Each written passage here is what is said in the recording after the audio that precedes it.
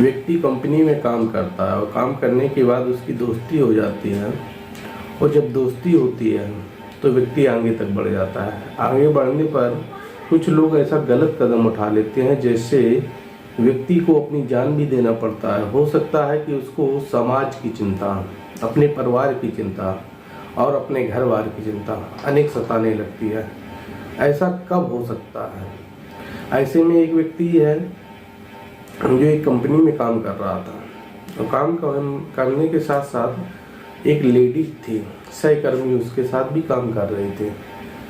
दोनों आपस में दोस्त बन जाते हैं, और दोस्त बनने के बाद दोस्ती गहरी हो जाती है, और गहरी होने के साथ साथ संबंध भी बन जाते हैं। होता क्या है कि इसी के बीच में इन दोनों में आपस में मनमुटाव हो जाता है, और मनमुटाव होने के बाद जो लेडी थी वो इसको धमकी देने लगती है कि आप हमें रुपए दें। अब गरीब व्यक्ति जो बाहर जाके अपने यहाँ से काम कर रहा है वो कैसे रुपए देगा? रुपए मांगती है, रुपए नहीं देती है तो उसे केस में फंसाने की धमकी देती है। ऐसे में केस में फंसा देती है।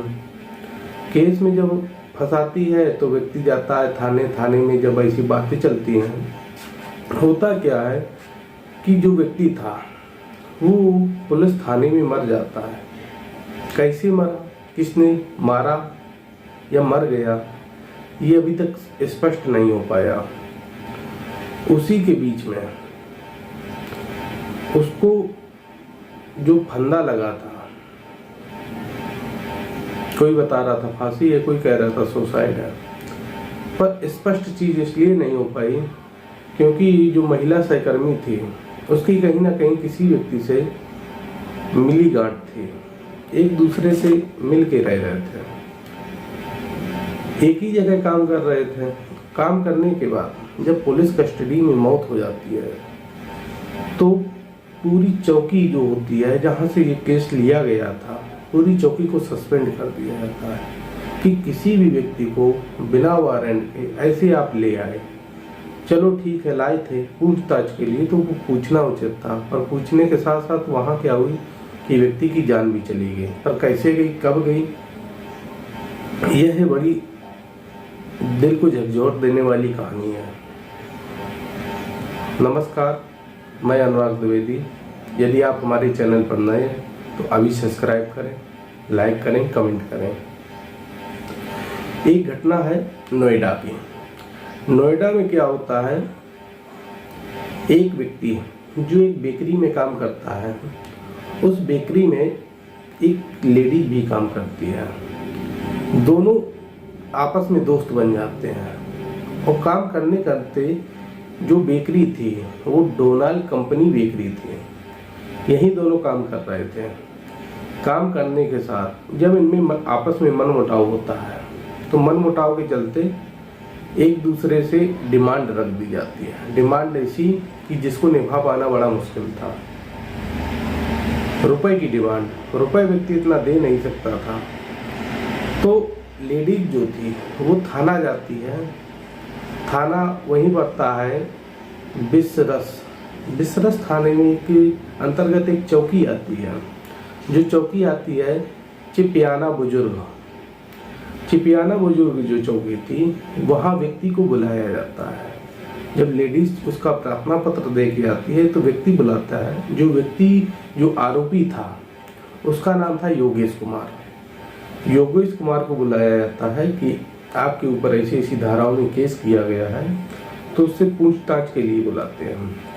जब उससे पूछा जाता है कि आपने ऐसा कार्य किया है, तो उसको क्या करते हैं कि 24 घंटे के लिए पुलिस जेल में रख सकती है, यह कानून में है। लेकिन जब तक कोई सजा नहीं है या आदेश नहीं है तब नहीं रख सकती है। होता क्या है कि उसको जैसे बुलाता है, बुलाने के बाद पुलिस के पास हो जाता है, उससे पूछा जाता है, उसने अपनी बातें बताई, ऐसा है, ऐसी ऐसी घटनाएं हुई मेरे साथ। तो वो अपने भाई को फोन लगाता है। थोड़ी देर बाद भाई पहुंच जाता है। जब भाई पहुंचता है तो भाई शाम को बातचीत करके आता है, और बातचीत करने के बाद जब भाई सुबह जाता है तो उस व्यक्ति का भाई तो उसे व्यक्ति मरा हुआ मिलता है।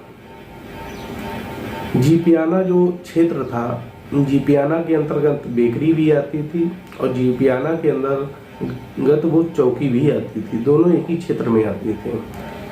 जब जो महिला सहकर्मी थी वो भी जाती है, उसको भी बुलाया जाता है और वो धमकी देती है कि मैं तुम्हें जान से मरवा दूंगी। पर महिला सहकर्मी को इतनी बल कहाँ से आया? जो ये बल है, कहीं ना कहीं उसको पीछे कोई सपोर्ट कर रहा था, या तो उसे कहीं ना कहीं सपोर्ट मिल रहा था, क्योंकि ऐसा कोई कह दे थाने के अंदर, ये बड़ी बात है। उसने पुलिस के अंदर सामने भी यही बात कह दी कि मैं तुम्हें मरवा दूंगी। होता क्या है, जब वो उसका भाई, योगेश का भाई आता है मिलके, तो देखता है कि जहाँ पर बंद था वहाँ पर कोई कपड़ा नहीं था, कोई कागज नहीं था, कोई ऐसा मतलब चीज नहीं थी जिससे उसको आत्महत्या की जा सके या कर सके। जब सुबह जाता है तो उसके पंखे में उसका फांसी का फंदा लटका मिलता है, तब वो वहीं रोने लगता है। और रोने के बाद जब वो आरोप पुलिस के ऊपर लगाता है, ये बड़ी कहानी जो है बहुत सोचने वाली होगी। उसने आरोप क्यों लगा दिया? या तो उसके साथ कोई ना कोई घटना हुई होगी तभी तो आरोप लगाया है, ऐसे कोई नहीं लगा देती। ये बात जो है ये 15 मई की थी। 15 मई शाम को बुलाते हैं। सुबह 16 मई को 10 बज के कुछ मिनट पर जब उसे देखा जाता है, उसका भाई जाता है, तब वो मृत पाया जाता है। जो योगेश थे वो अपने यहाँ से, घर से रहकर बाहर काम कर रहे थे। वो मूल निवासी जो थे वो रहने वाले थे खैर, अलीगढ़ में पड़ता है, खैर गांव के थे और अलीगढ़ जिला में। तो यहाँ से जाके वो नोएडा में कार्य कर रहे थे। कार्य करने के बाद जब उनकी मौत हो जाती है तो उनके जो परिजन थे, उनके भाई थे, वो जाके उनका हाल जो था रो रो के बुरा हो गया था। और वो सभी का हो जाएगा क्योंकि ऐसा कार्य हुआ है। पर जो लेडीज थी, पर लेडीज का वहाँ कुछ नहीं बिगड़ा। जो भाई बता रहा था योगेश का कि मेरे साथ इन्होंने, पुलिस जो दरोगा थे, उन्होंने रुपए की डिमांड रखी थी 5 लाख, जो मैं नहीं दे पाया। बोले थे कि आपके पास समय है, 16 मई को आप हमें दे दें आके। तो हमने इनको 50,000 रुपये दिए और 50,000 रुपये के साथ साथ हमने इनको शराब के लिए भी पैसे दिए। इन्होंने कहा बोतल के लिए हमें पैसे दो, हमने बोतल के लिए दिए। दोबारा मांगे गए, हमने इनको दोबारा भी रुपए दिए, ऐसा बता रहा था।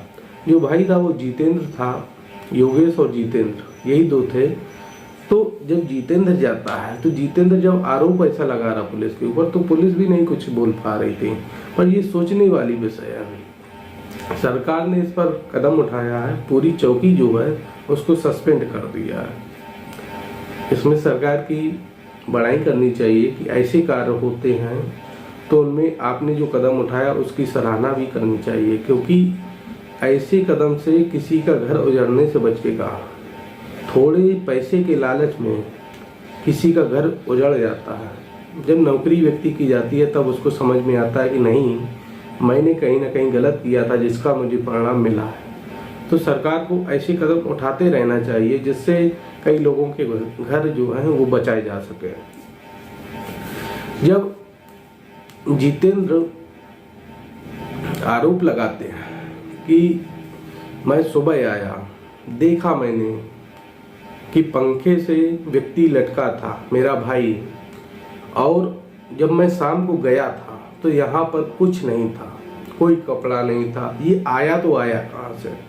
और जो मुझसे रुपए मेरे दरोगा मांग रहे थे, वो रुपए क्यों मांग रहे थे? वो ये कह रहे थे 5 लाख रुपए दे दो, हम आपका केस जो है वो निपटवा देंगे।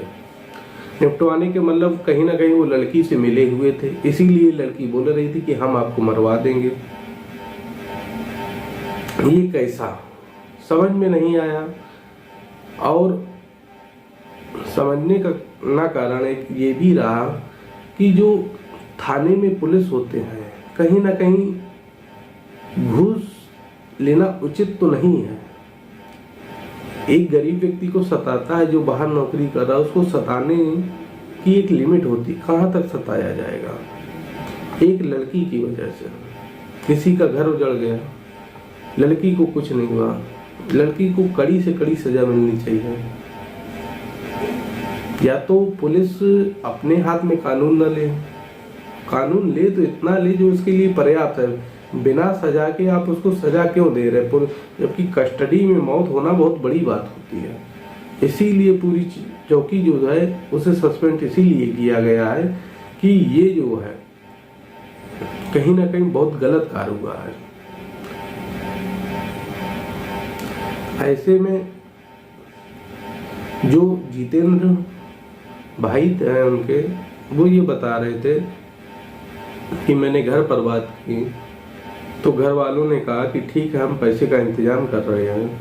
पैसे के इंतजाम से पूरा नहीं हो पाया, जो मेरे पास जमा पूंजी थी वो मैंने निकाल कर इनको दिया कि पुलिस वालों ने, फिर भी मेरी बात नहीं मानी। मेरे साथ इन्होंने गलत कार्य किया और जो इसका दोषी है उसको सजा होनी चाहिए। पुलिस ने आश्वासन दिया है कि नहीं, जो भी दोषी है उसके ऊपर कार्रवाई होगी, ऐसा बता के आश्वासन अभी दे दिया गया है। तो जितेंद्र इस बात को मान रहे हैं, मीडिया के सामने उन्होंने भी यही बात कही है कि पुलिस की इसमें पूरी लापरवाही है और पुलिस के साथ लापरवाही के साथ साथ लेडीज जो थी सहकर्मी, उसके साथ उसकी कहीं ना कहीं मिली भगत थी।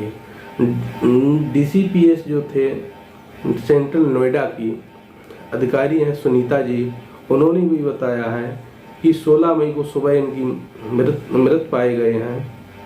मौके पर उन्होंने देख के बताया है कि योगेश जो थे इनके भाई आए हैं, वो आरोप लगा रहे हैं, ऐसा कह रहे हैं, पर अभी उसकी पुलिस चौकी जो थी, पूरी पुलिस चौकी की अभी जांच चल रही है। जांच चलने में क्या सामने आता है यह बाद में बताया जाएगा। लेकिन जो ये घटना थी, इस घटना में आपको क्या समझ में आया जरूर बताएं कमेंट करके। और ऐसी घटना ना घटे तो उचित है, क्योंकि ऐसी घटना घटने से थोड़े पैसे की वजह से किसी का परिवार चला जाता है, ये बड़ा कष्ट, और कष्ट के साथ साथ ये बहुत सोचने का विषय हो जाता है कि आपने क्या किया क्या नहीं किया, वो एक अलग मैटर है। पर आपकी कस्टडी में कोई व्यक्ति है तो उसकी जान कैसे चली गई, और जिसने केस किया है वो धमकी क्यों दे रहा था।